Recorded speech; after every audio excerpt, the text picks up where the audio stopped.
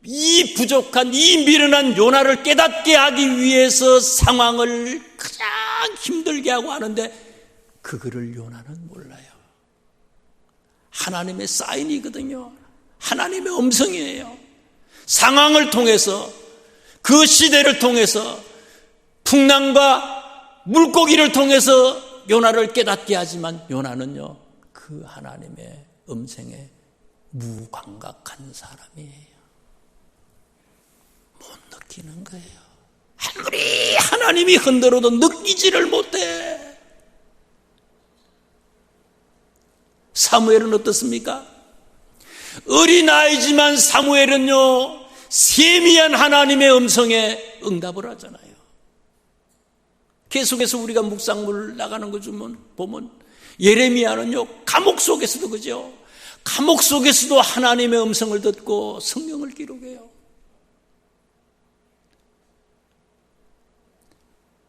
사도 요한은 밤모섬에서도 그죠? 그 엄청난 고역 속에서, 강제 노역 속에서도 하나님의 음성을 듣고 계시록을 기록을 하잖아요. 그런데 요나는 하나님의 소리를 듣지 못해요. 하나님은 계속해서 말씀하시지만 그 소리를 듣지 못해요. 이 시대가 어떤 때입니까? 자다가도 깰 때라고 얘기하잖아요. 암흑의 시대예요. 그런데 우리는 얼마나 영적으로 이 시대를 분별하기 위해서 깨어 있습니까? 세상의 소리에는요, 반응이 빨라. 세상의 소리에는 반응이 빠른데 하나님의 소리에는 귀를 막고 눈을 막고 있잖아요. 다니엘이 위대한 거예요. 임금님이 위협해도요, 그 말 안 들어. 죽으면 죽으리다야. 만약 우리가 다니엘 시대에 살았다면, 그렇다면 우리는 어떨까? 다 배교했어. 다 끝장난 거예요.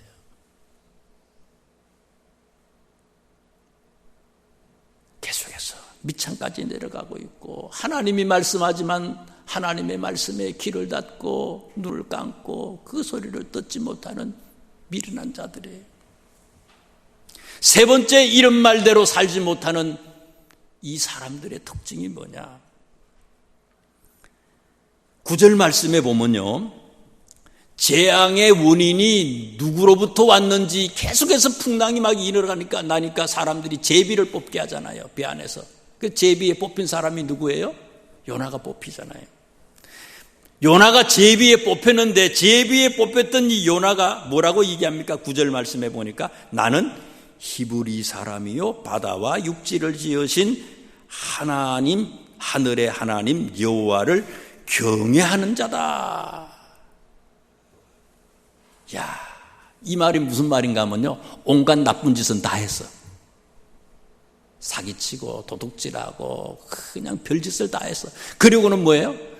그리고는 TV에서 딱 보여주는 거 보니까 기자가 뭐를 찍었어요? 그 사람 사무실에 있는 거 딱 보니까 장로 아무 목사 아무개 그런 꼴이라는 거예요. 자기는 하나님을 믿는다고 하는데 진짜 그 사람의 삶은 하나님과는 아주 먼 삶을 살면서도 하나님을 믿는다고 이렇게 착각하는 사람이 요나라는 거예요.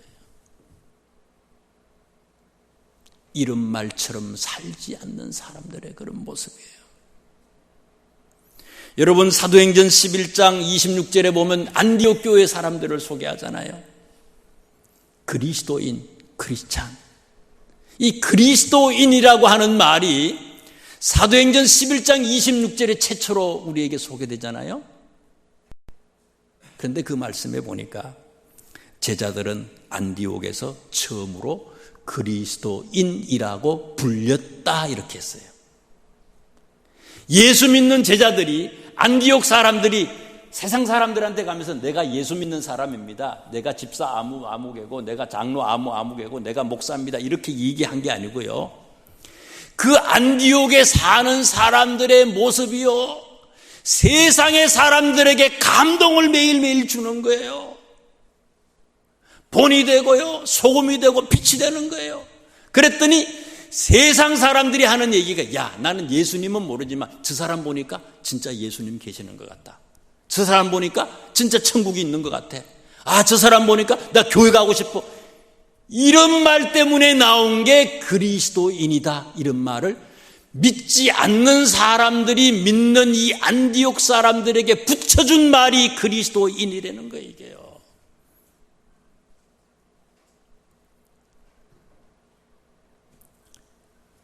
누가복음 2장 52절 말씀에 보면은요, 예수는 지혜와 키가 자라가며 하나님과 사람에게 더욱 사랑스러워 가시더라, 이런 말씀이 있어요. 이것은 예수님이 지혜가 자랐다는 것은 예수님의 지적인 면이 자라고, 지적인 면과 동시에 키가 자랐다, 육체적인 면도 자라났다는 거예요. 예수님 어릴 때의 모습을 소개한 건데, 예수님의 지적인 모습, 그 다음에 신체적인 모습도 자라나고, 그 다음에 예수님이 하나님의 사랑을 받았다 그랬거든요. 이 하나님의 사랑은 뭔가 하면 영적인 모습도 신체적인 모습과 지적인 모습과 더불어서 함께 영적인 것도 자라났다는 거예요. 성장했다는 거예요. 그리고 마지막에 뭡니까? 사람에게 더욱 사랑스러워 가졌다. 영적인 모습과 더불어서 뭐도 또 성장했다는 거예요? 사회적인 모습까지도 성장했다는 거예요. 이거 굉장히 중요한 거예요. 우리가 자라나는 거는요, 내려가지 않고 자라가고 올라가는 거는요, 영적인 것만 올라가는 게 아니라는 거예요. 영적인 것의 마지막, 영적인 것의 열매, 영적인 것의 검증은 뭐냐? 사회적인 것으로 검증이 되는 거라는 거예요. 세상 사람들이 우리를 평가하는 거예요. 그게 열매예요. 영적인 것이 마지막인 것이 아니라는 거예요. 영적인 것을 통해서 이 땅에서 우리가 어떻게 사느냐, 저 세상 사람들에게 감동을 주고 있느냐, 이것이 진짜 중요하다는 거예요. 이게요. 왜 기도해요? 왜 말씀 읽어요? 기도하고 말씀 읽는 거, 하나님의 음성을 듣는 거, 그거 자체가 목적이 아니라는 거예요. 그 기도하고 말씀 듣고 하나님의 음성을 들었다면 어떻게 할 거냐? 어떻게 이 세상 사람들에게 감동을 줄 수 있느냐? 그게 마지막이라는 거예요.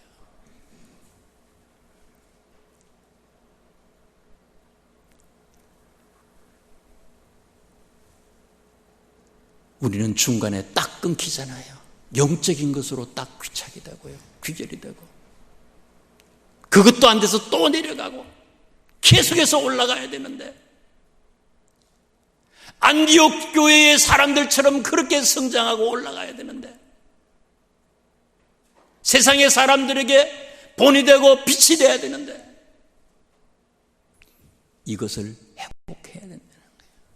우리의 이런 말, 성도로서의 거룩한 길을 가는 이 성도의 이 이런 말을 회복하고, 집사님의 이름을 회복하고, 권사님이라면 권사님답게, 장로님이라면 장로님답게, 목사라면 목사답게 사는 그 모습으로 세상 사람들에게 감동을 주는 사람이 되려는 거예요.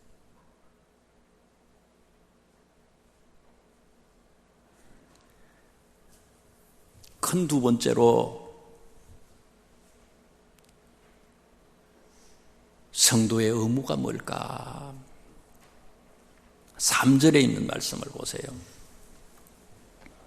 요나가 여호와의 얼굴을 피하려고 일어나 다시스로 도망하려 하여 욥바로 갔더니 마침 다시스로 가는 배를 만난지라 여호와의 얼굴을 피하여 그들과 함께 다시스로 가려고 뱃삭을 주고 배에 올랐더라.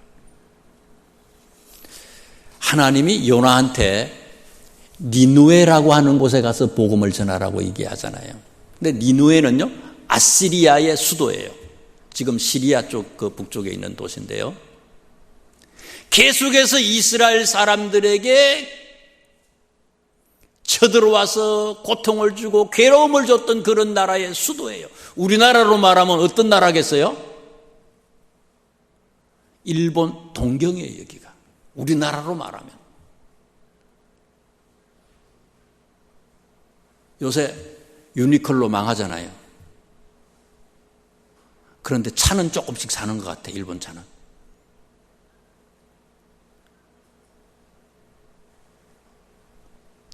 요나가 그런 마음이에요. 계속해서 우리나라를 괴롭혔던 이 니누의 이 나라는 망했으면 좋다고 생각하는 게 요나의 마음이에요. 그런데 하나님이 니누에 죽어가는 사람들을 살리려는 거 아닙니까? 구원시키려는 거 아니에요? 요나는 이게 싫은 거예요. 그래서 반대쪽으로 도망을 친 거 아닙니까? 타시스로 스페인 쪽으로 도망을 쳐버린 거예요. 그러다가 고난을 당하고 어려움이 오고 물고기 뱃속에 들어가고 여러 환난을 통해서 깨닫게 되잖아요. 그래서 회개하고 결국은 뭡니까? 순종하는 삶을 살았다는 거예요. 불순종하던 요나가 순종하는 사람으로 변한 거예요. 성도의 의무는 뭐냐? 말씀에 순종하는 사람으로 우리가 변해져야 된다는 거예요. 말씀에 어떠한 말씀을 주시든지 그 어떠한 말씀이든지 그 말씀에 순종할 수 있어야 된다는 거예요. 이사야 55편 55장 8절 9절에 뭐라고 얘기합니까? 여호와의 말씀에 내 생각은 너희 생각과 다르며 내 길은 너희 길과 달라서 하늘이 땅에서 높음같이 내 길은 너희 길보다 높으며 내 생각은 너희의 생각보다 높다. 요한한 우리가요, 요만한 우리가, 요거밖에 안 되는 우리가 무한하신 하나님의 말씀을 듣지 않잖아요. 이 알령한 이 머리를 가지고 판단하잖아요. 무조건 어떤 말씀이든지 순종하는 것이 성도의 의무라는 거예요. 아브라함 위대하지요. 집을 떠날 때, 고향을 떠날 때 나이가 몇 살이에요? 75이라고 그랬잖아요. 75에 고향 땅을 떠났어요. 우르 땅을 떠납니다. 연세가 드신 분은 죄송스럽지만요, 연세가 나이가 들면 들수록 나이와 더불어서 생기는 게 있어요. 뭐가 생겨요? 집이 몇 개씩 생기잖아요. 집이 다주택으로 바뀌어져요. 그 집이 뭐예요? 고집. 나이가 들면 들수록요, 다른 사람의 말을 안 들어. 그런데 75세 할아버지가 하나님이 말씀하시니까 이사를 가래. 알지도 못하는 곳이야. 그대로 순종하잖아요. 100세에는 어떤 일이 있습니까? 거의 100세가 다 돼서는요, 순종하잖아요. 한 120살 정도 됐을 것 같아. 115? 아브라함이 그때 이삭 바치잖아요. 또요, 나이가 많아도 아브라함은 순종하잖아요. 아들을 죽이래. 아들을 죽이라고 하는데도 순종을 하잖아요. 100살이 넘어서도 하라는 대로 순종하는 거예요. 저는 어저께 말씀을 생각하다가요, 주일날 설교를 하면은요, 계속해서 말씀이 이게 생각이 나고 또 정리가 되고 또 하나님이 또 말씀을 주시고 또 정리하고, 한 주일 11시 예배 같으면 새벽 4시쯤 돼서 자나 봐요, 요새는요, 거의. 근데 참 하나님은 기가 막히게 또 계속해서 말씀을 주셔요. 그래서 자다가 또 일어나가지고 또 적어놓고, 또 자다가 있다가 일어나서 또 컴퓨터 타가 또 정리하고 그렇게 하거든요, 계속.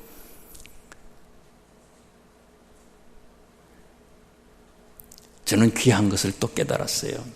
순종이 뭐냐, 이거 순종. 순종은요, 이거 해라, 저거 해라 하시는 말씀에 예하는 게 그게 순종 아니겠습니까? 그런데 그거보다 더 큰 순종이 있어요.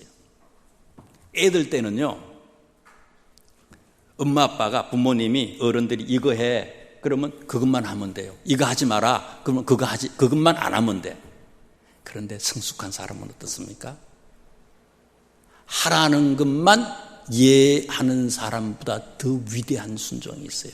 그건 뭔가 하면요, 성장한 사람은요, 이것은 우리 부모님의 뜻이다. 이건 우리 부모님이 기뻐하시는 것이다. 이거는 우리 부모님이 기뻐하지 않는 거다. 우리 부모님이 기뻐하는 것과 기뻐하지 않는 것을 아는 거 아닙니까, 이게요? 내 스스로가 판단하는 거예요. 그러니까 하라는 것만 하는 순종보다도 더 큰 순종은 뭔가 하면요, 내가 하나님이 기뻐하는 것, 기뻐하지 않는 것을 알아서 행하는 것은 더 큰 순종이에요. 요셉이 그런 사람이에요. 기가 막힌 사람이에요.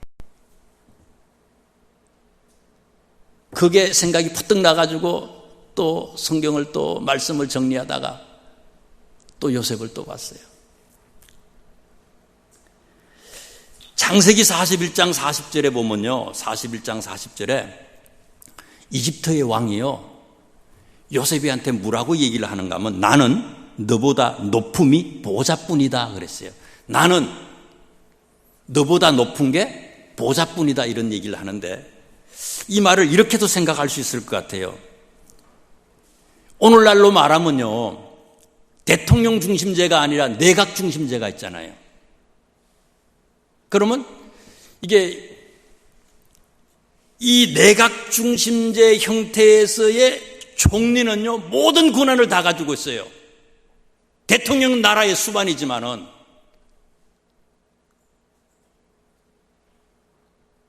일본 같은 데도 그렇지 않아요? 왕이 있잖아요. 대표하는 게 나라의 왕이 있지만은, 그러나 사실은 제일 중요한 건 뭡니까? 수상이 하는 거 아니겠어요? 그 총리의 역할을 한 사람이 요셉이거든요. 요셉이의 형제들이 가나안에서 이집트로 오잖아요. 자, 그러면 내가 뭐예요? 내가 총리야. 내가 시키면 지금의 총리하고 달라. 김정일이보다 더 할 것 같아. 김정은보다 더 할 것 같아. 이때 당시는. 그러면 우리 형님들, 내 사랑하는 동생 베냐민 한 자리 줘야 될 거 아니에요, 그러면은. 낙하산 인사로 뭐를 떨어뜨려서 뭘 하나 줘야 될 거 아니에요, 그거요. 어떻게 하든지 다 선거에 참여했던 사람들 한 자리씩 다 주는 거 아니에요. 사돈의 팔종까지 다 줘. 다 하는 거 아니겠어요? 그런데 요셉이 위대한 게 이거예요. 요셉은요, 자기 형제들에게 자기의 이 권한을 가지고 특혜를 주지 않았어요. 이 이집트 사람들이 제일 싫어하는 직업이 있다 그랬어요. 성경에 보면요, 창세기 46장 34절에 이집트 사람들이 제일 싫어하는 직업이 있는데, 그 싫어하는 직업이 뭐라고요? 목축업이라 그랬어요. 매우 가증히 여기는 직업이었습니다. 그게 양을 치고 소를 치고 짐승을 치는 거, 이걸 제일 제일 시원찮은 가증히 여기는 아주 경멸하는 그런 직업이라 그랬어요. 과거에 우리 가족들이, 형제들이 그렇게 살았지만 새 나라에 들어왔으니까 좋은 직장을 가지고 좋은 삶으로 살아야 되는데, 요셉은요, 그것을 변하지 않았어요. 그대로 그 형제들이 이집트에 와서도 그 일을 하도록 했다는 얘기예요. 이게 위대한 거예요. 우리 사회에서 싫어하는 거 있잖아요, 그죠? 사람들이 좋아하는 직업도 있고 싫어하는 직업도 있잖아요. 싫어하는 직업이지만 요셉은 자기의 능력을 가지고, 자기의 권한을 가지고, 막강한 권력을, 그런 걸 가지고 자기의 형제들을 요직에 앉히지 않았다는 사실이에요.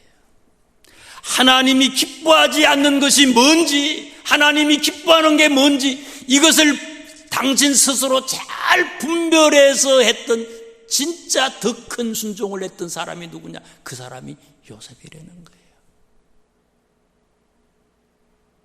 이걸 우리가 회복하는 것, 이게 매우 중요하다는 거예요. 세상 사람들을 감동시키는 것, 예수님으로 감동시키는데, 그 예수님은 어떤 예수님이냐? 관계없는 사람들을 위해서도 돌아가셨잖아요. 원수를 위해서 돌아가셨잖아요. 우리들의 예수 믿는 사람들의 높은 도덕성으로 영적인 것이 결론이 날 수 있어야 된다는 거예요. 세상 사람들에게 우리의 도덕성을 가지고, 높은 도덕성을 가지고 감동을 줄 수 있는 사람이 돼야 된다는 거예요. 이게 진짜 귀중한 순종이라는 사실입니다. 말씀을 마칩니다. 성도의 의무는 성도, 집사, 권사, 장로, 목회자의 말대로, 그 말 그대로 세상에 감동을 주는 겁니다. 감동을 주는 그런 사람이에요. 시키는 것만 하는 게 아니고 하나님이 기뻐하시는 것, 싫어하시는 것을 내가 바로 알아서 더 큰 순종의 길로 세상을 더 큰 감동을 시키고 빛과 소금이 되게 하는 우리 명석의 모든 성도들이 되실 수 있기를 주님의 이름으로 축원합니다.